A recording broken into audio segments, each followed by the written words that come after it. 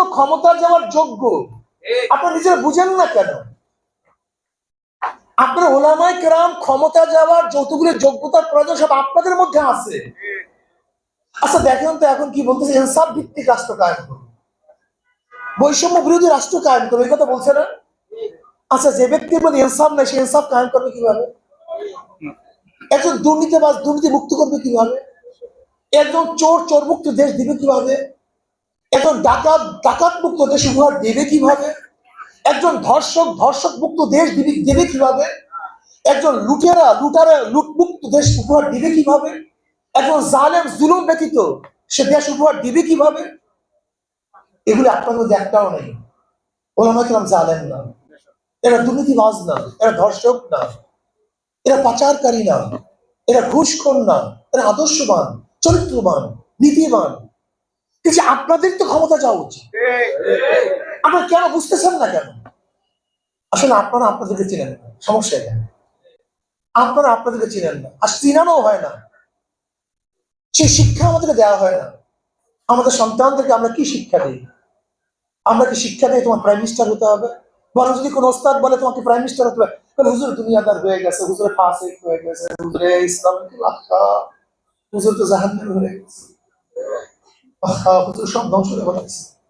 যদি কোনো ছেলেকে বলে তো প্রাইম মিনিস্টার হতে হবে, প্রধানমন্ত্রী হতে হবে, তোমার প্রধান সেনাপতি হতে হবে, প্রধান বিচারপতি তোমাকে হতে হবে, তোমাকে ডিসি হতে হবে, এসপি হতে হবে, তোমার তুই দুনিয়াদার হয়ে গেছো, তোকে পাঠাই মাদ্রাসা। অথবা আমি কেতাবের মধ্যে কি বললাম? আমি বললাম ইনসাফ কায়েম করো, শরী ভিত্তি তুমি ব্যবসা বাণিজ্য চালু করো, তুমি শরিয়া ভিত্তি হাকামাত চালু করো। আর দেখেন আমাদের মধ্যে কি, যখন ইসলামের কথা আসে ওই দুই একটাই শুধু সোর আর কেসা, ওই মানে ওই নাবাস, আর কোনো ইসলামের মধ্যে আইন নাই, ইসলামের আর কোনো কানুন নাই। আপনি দুটো হুদুদ এবং কেসাসের মাসালায় পাইছেন দুনিয়ার ইসলামের মধ্যে, আর কিচ্ছু পান নাই আপনার দুনিয়ার মধ্যে। যখন ইসলামের কথা বলবে বাস ওই দুইটা আইন নিয়ে আসে, মানুষ করে আল্লাহ ইসলাম আসলে এইটা হবে, ইসলাম হলে এইটা হবে। ইসলামকে মনে হয় যেন কি একটা বিশাল ভয়ঙ্কর বিষয়। মুসলমান ইসলামকে ভয়ঙ্কর বিষয় মনে করে। ইসলামকে ভয়ঙ্কর কোনো বিষয়, ইসলামের সবচেয়ে সহজ বিষয়। কিন্তু আইন নেই, পড়থনি বাস, পড়থনি বলি। আরে বলির কথা বলতেছেন। আমাকে অনেকে প্রশ্ন করে ইসলাম আসলে কি হবে? আমি বলি এমন একটা সমাজ হবে যেখানে মানুষগুলি ভালো হয়ে যাবে, কোনো প্রেশার ক্রিয়েট করতে হবে। আমাকে অনেকেই বলে ইসলাম আসলে কি হবে? আমি কি আপনার ভয় পেয়েন না, ইসলাম এমন একটা পরিবেশ সৃষ্টি করবে যেখানে আপনি ভালো হয়ে যাবেন। এখানে মেডিকেল হবে, এখানে সংশোধনের কোর্স হবে, রোগ সারা হবে, আপনার সমস্যা নেই কোনো, আপনি কোনো চিন্তা করেন না। আপনার গাঁজা সেবন করেন, কোনো টেনশন নেই, আপনি গাঁজা খাওয়ার পরিবেশ পাবেন না, কিন্তু গাঁজা খাওয়ার জন্য আপনাকে কিস করতে হবে না। বুঝতে পারিনি? আপনি মদ খাওয়ার জন্য তো খুব টেনশনে আছেন, মদের অবস্থাটা কি হবে, কোনো টেনশন করেন না, আপনার এমনি মদ খেতে মনে চাইবে না, তখন সমস্যা আছে? আমি তাকে বলি যদি আপনার মনের থেকে মদ খাইতে মনে না চায় তার কোনো সমস্যা আছে? কারণ না তার তো ওজন নেই। আমি আপনার মনের থেকে গাঁজা সেবন করতে মনে না চায় তার কি কোনো সমস্যা আছে? না তো হুজুর তা নেই। আমি তো যুক্তি বুঝবেন? বলে হ্যাঁ হুজুর তো। আমি বললাম ধরেন আপনি মসজিদে গেছেন, তখন কি আপনি গাঁজা সেবন করতে পারবেন? না তো হুজুর। আমি বললাম কেন পারবেন না কেন? যে পরিবেশ তো ওখানে খাওয়া যায় না। আমি ঠিক ইসলাম আসলে পরিবেশ সৃষ্টি হয়, আপনার ভয় নেই, কোনো টেনশন নেই, আমরা চিন্তা করেন না। ইসলাম আসলে কি হবে? সমস্ত মহিলারা বস্তাবন্দি হয়ে যাবে। ইসলাম আসলে কি হবে? সমস্ত মহিলারা আবদ্ধ হয়ে যাবে। অথচ ইসলামের মধ্যে যেই পরিমাণ মুহাদ্দিসা আছে, নারী মুহাদ্দিসা, মুহাদ্দিস শিক্ষিতা, যেই পরিমাণ 30,000 মুহাদ্দিসা নারী কিতাব লিখছে, 30,000 নারীদের নাম নিয়ে আসছে সেখানে একটা কিতাবের মধ্যে, যারা মুহাদ্দিসা ছিলেন, হাদিস পড়ান, হাদিস সম্পর্কে জানেন। এত শিক্ষিত আমাদের মহিলারা। আম্মা জান আয়েশা সিদ্দিকা রাদিয়াল্লাহু তাআলা আনহাকে বাদ দিয়া গোটা ইসলামী জগতের কেউ কি আলেম হতে পারবে? আমাকে বলেন। হ্যাঁ, এটা আমাদের উস্তাদ। ইসলাম আসলে নারীরা বড় বড় শিক্ষিত হয়ে যাবে, আরো বড় শিক্ষিত হয়ে যাবে, বিশাল কিছু হয়ে যাবে। কি কথা ঠিক না?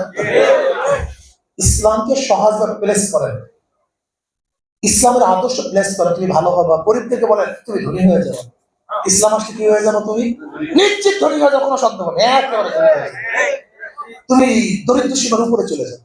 বিধবাকে বলেন ইসলাম আসলে তোমার কোনো টেনশন না, তোমার পেটের টেনশন রাষ্ট্র করবে। তোমার বস্ত্রের টেনশন রাষ্ট্র করবে, তোমার খাওয়ার টেনশন রাষ্ট্র করবে। মিসকিনকে বুঝান, যদি ইসলাম আসে তুমি আর এতিমের মতো এরকম থাকবে না, তোমাকে কেউ লাত্তি গুথা মারবে না, রাষ্ট্র তোমাকে জিম্মা নিয়ে নিবে।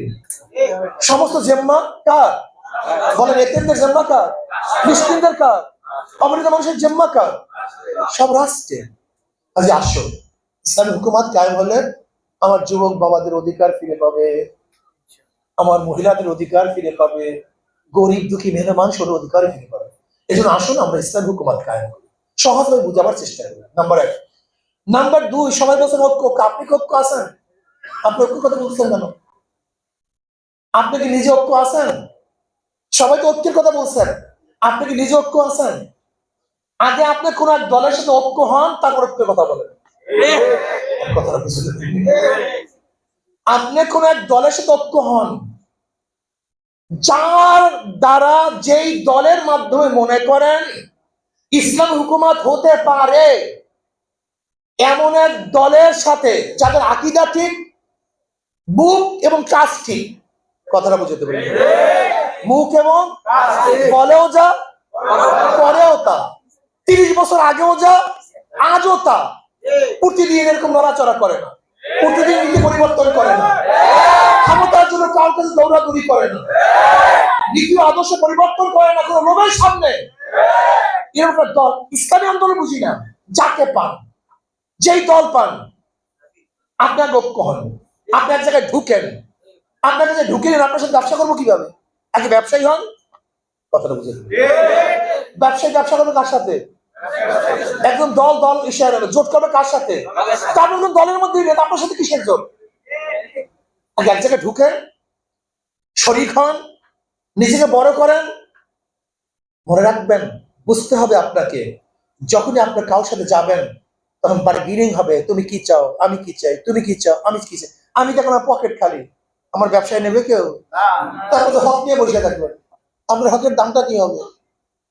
বুঝাতে পারি, অনেক কথা বলা যায় না, বুঝানো যায়, অনুভব করা যায়। আগে নিজে শক্তিশালী হন। যখন আপনি শক্তিশালী হবেন তখন আপনার কথার শক্তি হবে, আপনার কথার ওজন হবে। আর আপনি যদি শক্তিশালী না হন, আপনার কথা দেখবেন ভালো ভালো মানুষ অনেক ভালো ভালো কথা বলে। ছোট্ট একটা কথা বলি, আজকে দেখবেন এখানে আমার চেয়ে হাজারো মানুষের ভালো কথা বলবে, কিন্তু দেখবেন মিডিয়ায় বা অমুক যায় আমার কথাটাকে ফলো বেশি পাবো, যদি আমার কথা তার অনেক বেশি খারাপ হয়েছে। তাদের মতো আকর্ষণীয় যৌক্তিক আমার কথা ছিল না, কিন্তু কিসের কারণে? হয়তো পরিচিতির কারণে আমার কথা কি বেশি তারা প্রচার করতে চায়। আমি কথাটা বুঝাতে পারিনি। আপনাকে মনে রাখতে হবে, আপনার ওজন যদি না হয়, আপনার অবস্থান যদি ঠিক না হয়, তাহলে আপনার সাথে আপনি লক্ষ্য করবে কেন? এর জন্য আমি একটা অনুরোধ করি, আহলে হক যারা আছেন, আহলে হক যারা আছেন, আহলে হক যারা আছেন, আমরা এক হয়ে যাই। যখন এক হয়ে একটা প্ল্যাটফর্ম করতে পারবো, তখন যে কোনো, আজকে যদি আমরা ডক্টর ইউনূসকে শক্তিশালী প্রেশার ক্রিয়েট করি, সে মানতে বাধ্য। কিন্তু আপনি এবং আমি যদি ঐক্য না থাকি, শক্তি না থাকি, আমার কথা মানবে কেন? এই জন্য আমি শুধু ওলামায়ে কেরামকে বলবো, আহলে হক ওলামায়ে কেরামকে বলবো, আসলে আমরা এক হই, এক ও ন্যাক হয়ে যাই। যদি এক হয়ে যাই তাহলে আমাদের শক্তি বাড়বে, ওজন বাড়বে, আমাদের কথা মূল্যায়ন হবে, আগামী মানুষ আমাদের আস্থাশীল হবে যে এরা পারবে, এটা তার সম্মান। কথাটা বুঝতে পারি। যতক্ষণ পর্যন্ত পাবলিক না বুঝবে যে আপনাদের সম্ভব, ততদিন পর্যন্ত আপনাদের ডাকে পাবলিক ঐক্যবদ্ধ হবে না। এই জন্য আসুন আমরা এক ও ন্যাক হয়ে কাজ করার চেষ্টা করি, আল্লাহর জমিনে আল্লাহর হুকুমত কায়েম। আলহামদুলিল্লাহ, বৈষম্য নিরসনে কওমি সনদের যথাযথ মূল্যায়ন বাস্তবায়নের দাবিতে জাতীয় সেমিনার 19 সেপ্টেম্বর বৃহস্পতিবার সকাল 9টায়, স্থান diploma engineering institute, Kakrail, Dhaka. আমরা সবাই থাকবো ইনশাআল্লাহ, আমিও থাকবো ইনশাআল্লাহ, শীর্ষ ওলামায়ে কেরাম থাকবো। আল্লাহ আমাদের সবাইকে কবুল করে নেন, ইসলামী রাষ্ট্র দেখার তৌফিক দান করেন। এক সময় বলছিলাম জালেমকে এ দেশ থেকে উৎখাত করার তৌফিক আল্লাহ দান করেন, এবং যেন দুই চোখে দেখি আল্লাহ দুই চোখে ইসলাম হুকুমত দেখতে পারে।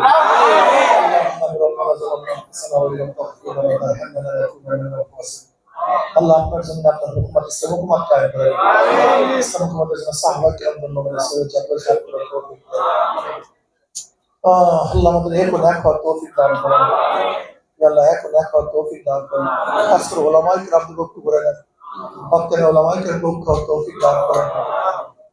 আমাদের মধ্যে যে কলবি রোগ আছে, হিংসা হাসাদ দূর করে দেন, হিংসা হাসাদ দূর করে কলবের মধ্যে মোহাব্বত পয়দা করে তৌফিক দেন। রব্বির হামহুমা কামা রাব্বায়ানি সগীরা। সাল্লাল্লাহু তাআলা আলা খায়রি খালকি মুহাম্মাদিন ওয়া আলিহি ওয়া সাহবিহি ওয়া আজমাইন ওয়া রাহমাতুল্লাহি ইয়া রাহমান। স্বাধীন করেছিল মুসলমান, মুসলমানদের কারণে এদের স্বাধীন হয়েছে। ঘোষণা দিয়েছিলেন আজকের থেকে এই পার্বত্য মহাদেশ দারুল হরম না, দারুল ইসলাম না, দারুল হরম, এদের মধ্যে আন্দোলন করা আমাদের জন্য জরুরি, ফরজ। ব্রিটিশ হটাও আন্দোলনের সূচনা করেছিল মুসলমান। 1857 ঈসাই সালে সিপাহী বিপ্লব আজাদী আন্দোলনের নেতৃত্ব প্রদান করেছিলেন মুসলমান শাহ আব্দুল আজিজ হযরত হাজী ইমদাদুল মুআজ্জম মুক্তি রহমাতুল্লাহ নেতৃত্বে, রশিদ আহমদ গঙ্গুই রহমাতুল্লাহ আলাইহি, হযরত কাসিম নানপুর রহমাতুল্লাহ আলাইহি, জাহুর তানেশ্বর রহমাতুল্লাহ আলাইহি, এই সমস্ত ওলামায়ে কেরাম। এরপর দেখেন এদের ডিভাইডের ব্যাপারে 47 সবচেয়ে বেশি ভূমিকা ছিল ওলামায়ে কেরামের। পাকিস্তান গড়ার ব্যাপারে সবচেয়ে বেশি ভূমিকা ছিল ওলামায়ে কেরাম। আরেকটা কথা মনে রাখতে হবে, এখানে সবসময় মনে রাখবেন, এ দেশ মুসলমানদের অধিকার সবার, এটা খুব ভালো মতো মাথার মধ্যে রাখবেন। ভারত থেকে এ দেশ আলাদা হওয়ার ভিত্তি ছিল একমাত্র মুসলমান, ইসলাম, অন্য কোনো ভিত্তি ছিল না। এটা প্রত্যেকের মাথার মধ্যে ঢুকানো দরকার। এখানে আমরা বলি কি, ধর্ম যার যার, রাষ্ট্র সবার না, ধর্ম মুসলমানদের অধিকার সবার। মনে রাখবেন, ধর্ম এটা রাষ্ট্র মুসলমানের, ধর্ম সবার, অধিকার সবার। এদের স্বাধীন করেছিল মুসলমান, মুসলমানদের কারণে এদের স্বাধীন হয়েছে। কাজী রাষ্ট্র মুসলমানের, অধিকার সবার, এটা আমাদের মাথার মধ্যে রাখতে হবে। যাই হোক, সেখানে ওলামায়ে কেরামের ভূমিকা ছিল সবচেয়ে মোক্ষম এবং অনেক বেশি। কিন্তু ওলামায়ে কেরামের কোনো নেতৃত্ব নাই। আমার প্রশ্ন এখানে, দেখেন ব্রিটিশদের বিরুদ্ধে আন্দোলন করতে গিয়ে মুসলমানদের এবং ওলামায়ে কেরামের যে পরিমাণের রক্ত দিছে, জীবন দিছে, ইতিহাস নেই, অন্য কেউ দিতে পারে নেই। 80,000 আলেমদেরকে হত্যা করা হয়েছে। 80,000, ব্রিটিশরা 80,000 আলেমকে হত্যা করছে। শুধু চাকরি চর থেকে শুরু করে খায়বার পর্যন্ত 14,000 আলেমকে ফাঁসি দিয়ে চলেছে। শুধু খায়বার থেকে চাকরি চর পর্যন্ত 14,000 আলেমকে ফাঁসি দিয়ে চলেছে। এরপর আলেমদের কর্তৃত্ব নেতৃত্ব নাই কেন? চিন্তার বিষয়, দেখার বিষয়, গবেষণার বিষয়। এই বিষয়ে আশা করি ওলামায়ে কেরাম গবেষণা করবেন, এটা আমার দাবি। এরপর আসুন 71 থেকে আজকে 2024 পর্যন্ত ওলামাদের ভূমিকা কি ছিল, এই ব্যাপারে আমাদের আলোচনা করা উচিত। 5ই আগস্ট যে বিপ্লব হয়ে গেছে, স্বাধীন হয়েছে, এখানে আল্লাহ না করুক যে আমাদের সামনে না থাকতাম, তাহলে কিন্তু আবার একটা দুর্নামের, বদনামের বোঝা নিয়ে কিন্তু হাঁটতে হইতো। হুঁশ থাকবে না কেন আমাদের? এর খেয়াল থাকবে না কেন? এর কারণটা কি? আমাদের হুঁশ থাকবে না কেন? আমাদের খেয়াল থাকবে না কেন? কি হচ্ছে, কেন হচ্ছে, কি হইতেছে, এই খেয়াল রাখবেন না কেন? আপনি কি সমাজের নাগরিক নয়? আপনি এখানে বসবাস করেন না? যাই হোক, যেহেতু জনাব মুহাম্মদ রাসূলুল্লাহ সাল্লাল্লাহু আলাইহি ওয়াসাল্লাম রাষ্ট্রের প্রধান ছিলেন, তার ওয়ারিস ওলামায়ে কেরামরাই রাষ্ট্রের প্রধান থাকবেন। এই দাবি করলে কি অসত্য হবে? এটা ভুল হবে? এইটাই তো সত্যি কথা। আপনারাই তো ক্ষমতা